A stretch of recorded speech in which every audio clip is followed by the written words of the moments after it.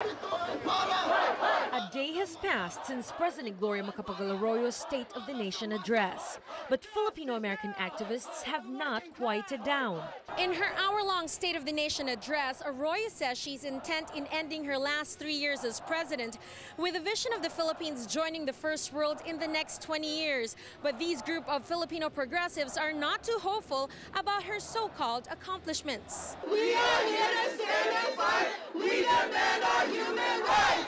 During her Sona, Arroyo highlights economic progress in the last year, adding that infrastructure projects like roads and airports have been accomplished. Gloria Macapagal-Arroyo is trying to paint a really rosy picture of the Philippine economy, but she's using the blood of the Filipino people to paint that rosy picture. And the fact is that 3,000 people still leave the country every day in search of work.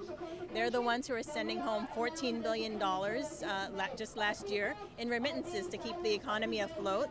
Arroyo also tackled the rise in the quality of education in the Philippines, citing that there is more funding for education and more public schools are being built. Filipino students, when they get their diploma, a lot of them don't have jobs to really go into and have jobs that are living wage. A lot of folks go into really working class jobs even after getting like a law degree or a doctorate degree. Although Arroyo calls for Congress to enact laws addressing the human rights abuses in the Philippines, Phil progressives are not satisfied. Well, Gloria did make reference to the human rights abuses and asked Congress to enact laws that would stop these kinds of political killings. But I really feel that it was just lip service and that she was trying to wash her hands. While the film activists continue their protests, film leaders like Rodel Rodies are not totally critical of the Arroyo administration.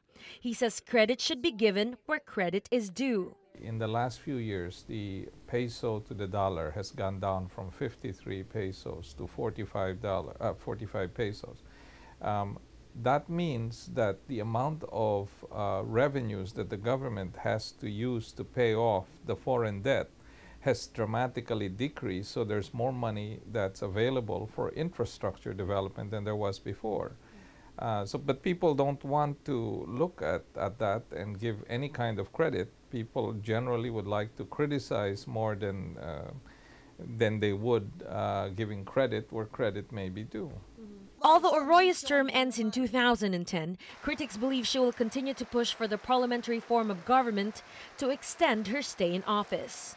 Henny Espinosa, ABS-CBN News, San Francisco.